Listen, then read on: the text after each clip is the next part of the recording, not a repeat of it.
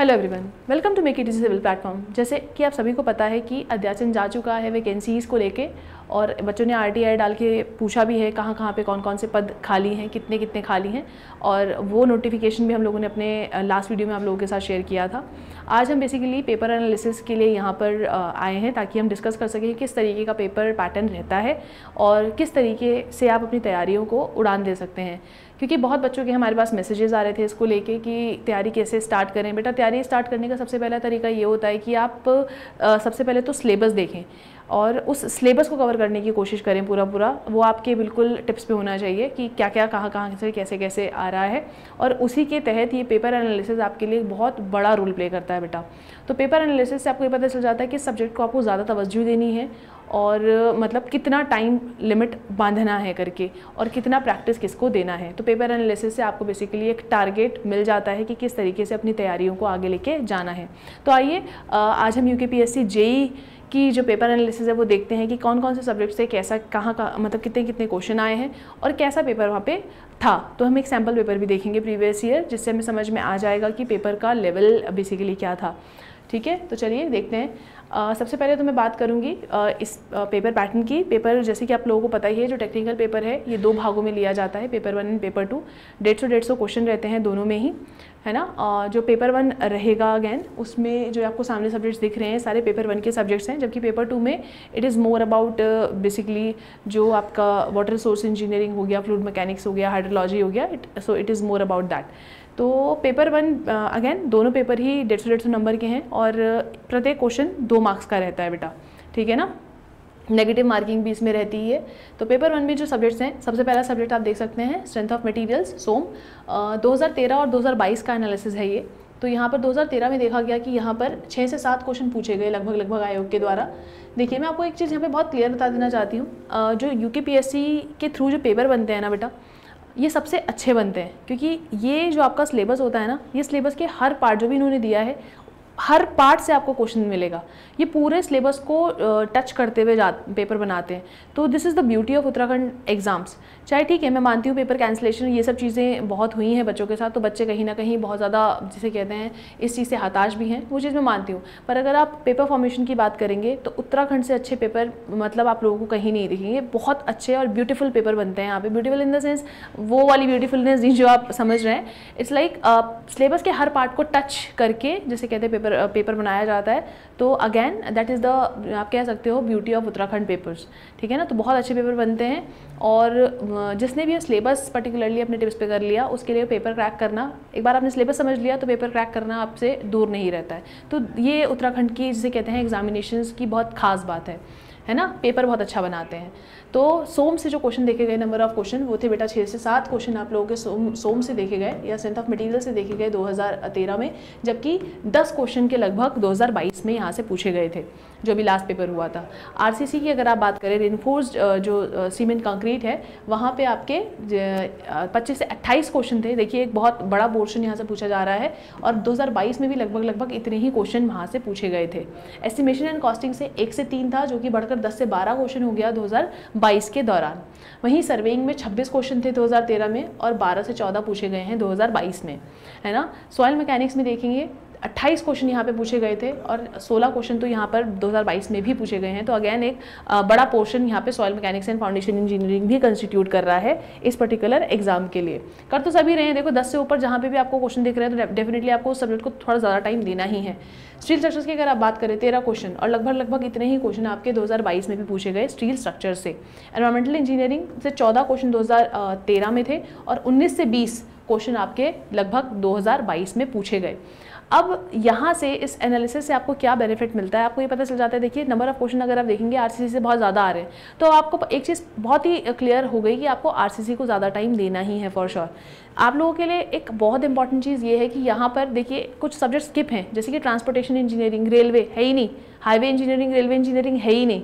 सोचो तो अगेन आपके पास नंबर ऑफ सब्जेक्ट्स यहाँ पे कम हो जाते हैं। तो जब नंबर ऑफ सब्जेक्ट्स कम हो जाते हैं तो डेफिनेटली आपके पास बहुत टाइम बच जाता है उन सब्जेक्ट्स के ऊपर देने के लिए जिन पे आपको ज़्यादा मेहनत करनी है। जैसे कि अगर मैं आरसीसी की बात करूँ तो अब आप इस सब्जेक्ट पे ज़्यादा मेहनत कर सकते हैं फॉर श्योर, ठीक है ना। तो ये पेपर 1 का था। इसमें एक सब्जेक्ट और है, वो है बिल्डिंग मटेरियल एंड कंस्ट्रक्शन, जिसमें 9 से 10 क्वेश्चन पूछे गए थे 2013 में, और 9 से 10 ही क्वेश्चन पूछे गए 2022 में भी, ठीक है ना।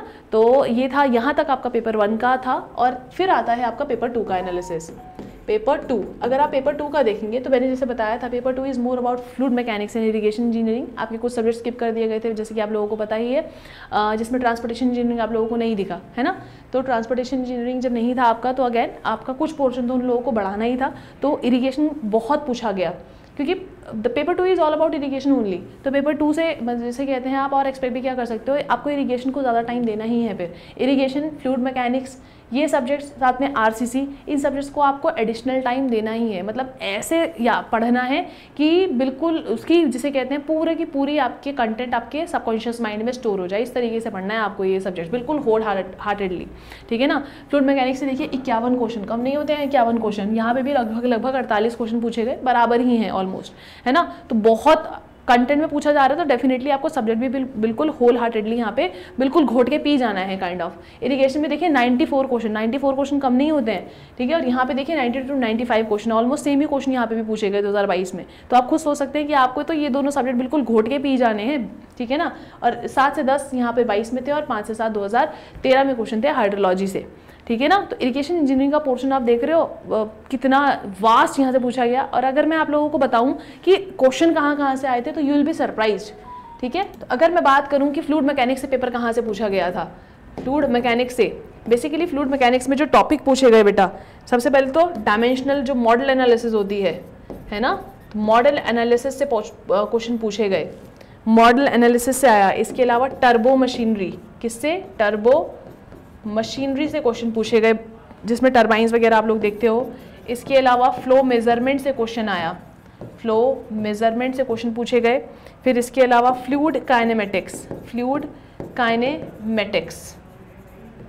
ठीक है। फिर इसके अलावा प्रॉपर्टीज ऑफ फ्लूइड से क्वेश्चन पूछे गए। फ्लो थ्रो पाइप्स, मतलब ये पर्टिकुलर टॉपिक रहे फ्लूइड मैकेनिक्स के लिए, ठीक है ना। तो फ्लूइड मैकेनिक्स से यहाँ से क्वेश्चन आप लोगों के पूछे गए थे बेटा, ठीक है ना। वहीं अगर आप बात करोगे इरिगेशन इंजीनियरिंग की, इरिगेशन इंजीनियरिंग का जो मैक्सिमम, अच्छा हाँ एक चीज़ और, इसमें ओपन चैनल फ्लो से भी क्वेश्चन आए थे। तो अभी आप क्वेश्चन देखोगे तो बोलोगे अरे मैडम ये तो टॉपिक इंक्लूडिंग था, तो ओपन चैनल फ्लो से भी यहाँ पे काफ़ी क्वेश्चन पूछे गए थे। और इरिगेशन की अगर आप बात करोगे तो आपको डैम्स एंड स्पिलवे काफ़ी पूछा गया बेटा, किससे, डैम्स एंड स्पिलवेज से काफ़ी क्वेश्चन थे। डैम्स एंड स्पिलवेज आप लोगों का पूछा गया। डैम्स एंड स्पिलवेज के अलावा और भी बहुत सारे छोटे छोटे टॉपिक्स थे जो कि पूछे गए, जो हम ऐसे ही, अरे ये तो हमें आता ही है, हम तो कर ही लेंगे, इसको छोड़ देते हैं। जैसे कि आप लोग वाटर रिक्वायरमेंट ऑफ क्रॉप्स, यहाँ से काफ़ी क्वेश्चन पूछे गए। डिज़ाइन ऑफ कैनाल्स, ये तो बहुत बेसिक है जो हम पढ़ते हैं। इरिगेशन खोलोगे तो बिना डिज़ाइन ऑफ कैनाल के तो इरिगेशन इंजीनियरिंग समझी जाती है कि आई नहीं है किसी को। तो डिज़ाइन ऑफ कैनाल्स भी पूछा गया, इरिगेशन इंजीनियरिंग के बता रही हूँ ये मैं। तो डैम्स एंड स्पिलवे से पूछा गया, वाटर रिक्वायरमेंट ऑफ क्रॉप से क्वेश्चंस थे, डिज़ाइन ऑफ कैनाल से क्वेश्चन पूछे गए, डाइवर्जन हेडवर्क से पूछे गए, डाइवर्जन हेडवर्क्स से क्वेश्चन थे, रिवर ट्रेनिंग वर्क से क्वेश्चन थे काफ़ी, रिवर ट्रेनिंग वर्क से भी यहाँ पे क्या क्वेश्चन काफ़ी पूछे गए। इसके अलावा आपका फ्लड राउटिंग से क्वेश्चन थे, वियर एंड बैराजेस से क्वेश्चन थे, ठीक है ना। किससे, flood routing, wear and barrage, ठीक है। तो यहाँ से, इसके अलावा क्रॉस ड्रेनेज वर्क, CDW लिख देती हूँ, तो यहाँ से भी क्वेश्चन पूछे गए। अब देखिए ये टॉपिक अगर आप देखोगे आपको तो लगेगा अरे तो बहुत ही आसान है, मैं तो कर लूँगा, लेकिन क्वेश्चन अगर आप देखोगे ना आपको समझ में आएगा कि भैया पढ़ने की ज़रूरत है। ऐसा नहीं है कि मुझे तो सब आता है, क्योंकि पेपर के टाइम पे तो ऑब्वियसली आप जाके उसको पढ़ोगे नहीं ना, पढ़ना तो आपको अभी से स्टार्ट करना पड़ेगा। अदरवाइज पेपर के पहले तो बेटा सिर्फ जिसे कहते हैं कुछ नहीं होता, माइंड रिलैक्स करना पड़ता है, नहीं तो इतने स्ट्रेस में आ जाओगे जितना पढ़ा होगा सब भूल जाते हैं, ठीक है ना। तो मेहनत अभी से ही आप लोगों को चालू करनी पड़ेगी अगर आप सोचते हैं कि एज अ जेई मुझे उत्तराखंड में लगना है। बहुत अच्छी अपॉर्चुनिटी है, उत्तराखंड के बच्चों के लिए ही ये एग्ज़ाम होता है। सबसे पहली चीज़ तो ये, तो अगर आप बेसिकली इसी एग्ज़ाम को टारगेट कर रहे हो, उत्तराखंड से हो, तो आपके लिए इससे गोल्डन अपॉर्चुनिटी नहीं हो सकती है, मैं आप लोगों को बता रही हूँ फॉर श्योर। यहीं का बच्चा है, यहीं के बच्चे के साथ कम्पीट करना है, तो सिलेक्शन लेना इतना मुश्किल नहीं होता है। अगर आप आज से अपनी तैयारी चालू कर दोगे तो सिलेक्शन लेना बिल्कुल आप लोगों के लिए मुश्किल नहीं होगा फॉर श्योर, ठीक है ना। अब मैं सिलेबस डिस्कस करती हूँ कि आपको बेसिक सिलेबस ऑलरेडी मतलब आप लोगों को मैं डिस्कस कर चुकी हूँ अपने प्रीवियस वीडियो में। अब मैं आपको एक सैम्पल पेपर दिखाती हूँ PYQ से, जिससे आपको पता चल जाए कि पेपर का लेवल किस तरीके का आ रहा है बेटा, ठीक है।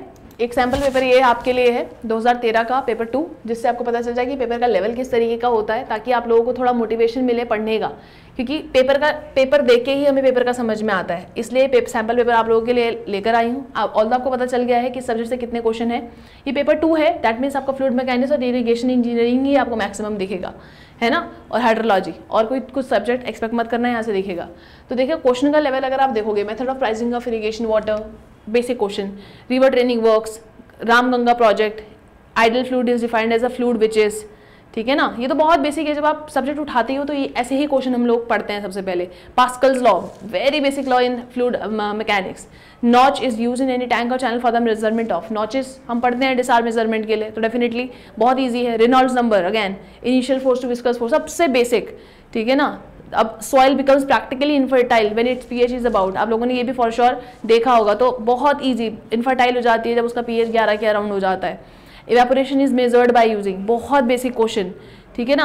अब ओवरऑल अगर जब मैंने इसको एनालाइज किया पेपर को, ये तो खैर मैंने आप लोगों को दिखाने के लिए रखा है, लेकिन अगर जब मैं ओवरऑल एनालिसिस कर रही थी इस पेपर का, तो ये पेपर ना बहुत ज़्यादा ईजी है, पर ऐसा भी नहीं है बहुत ज़्यादा हार्ड हो, ठीक है ना। सो ये आपका जिसे कह सकते हैं मीडियम लेवल का पेपर है। कैसा पेपर है बेटा? It is the medium level paper, आप ये कह सकते हो, ठीक है, मीडियम लेवल पेपर है। और अगर ये मीडियम लेवल पेपर है तो डेफिनेटली आई डोंट थिंक कि आप लोगों के लिए इसको क्रैक करना इतना ज़्यादा मुश्किल हो जाएगा। तो जो पेपर का लेवल है वो कैसा है? मीडियम लेवल का पेपर है बेटा, it is a medium level paper.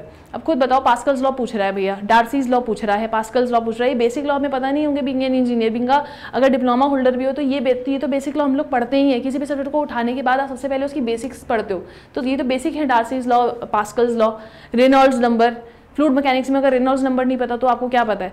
हम अब स्कूल में भी जब आपने फ्लूइड मतलब रेनॉल्ड्स नंबर पढ़ा होगा तो देखा होगा कि भैया पेन के फ्लो से समझाते थे, है ना, कि आपने देखा होगा कॉपी के ऊपर पेन रखते ही समटाइम्स क्या होता है, उसकी इंक फैलने लग जाती है ना, तो बोलते हैं अरे तो इट्स अ टर्बुलेंट फ्लो, समझाते थे ना टीचर्स। तो इतना बेसिक, ये तो हम पढ़ते हुए आ रहे हैं। तो अगर आप इस पेपर को एनालाइज करोगे तो इसमें वेरी इजी क्वेश्चंस भी थे, इसमें इजी क्वेश्चंस भी थे, इसमें मीडियम भी थे ओवरऑल एनालिसिस में, और इसमें टफ क्वेश्चंस भी थे।